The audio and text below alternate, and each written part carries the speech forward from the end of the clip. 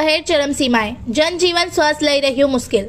સવારે 11 વાગતા જ તાપમાન 42 ડિગ્રી પર પહોંચે છે અને બપોર સુધીમાં આમોદ અગ્નિકુંડ બની જાય છે। આમોદ બસ ડેપોમાં ફક્ત 2 મુસાફરો દેખાયા।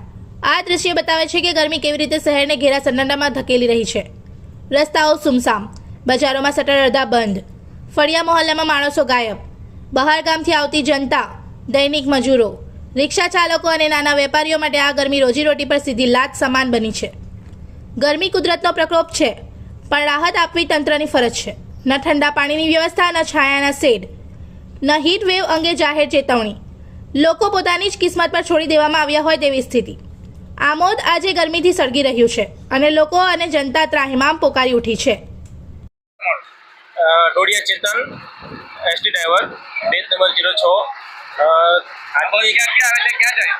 બસ આવે છે ભરૂચથી આવે છે અને જંબુસર જાય છે અને આજની ગરમી 42 ડિગ્રી એટલે ગાડી ચલાવવી બહુ પણ તકલીફ પડે છે અને પેસેન્જર પણ બહુ હેરાન થાય છે। આ ગરમીથી બહુ હેરાનગતિ બહુ એટલે બહુ જ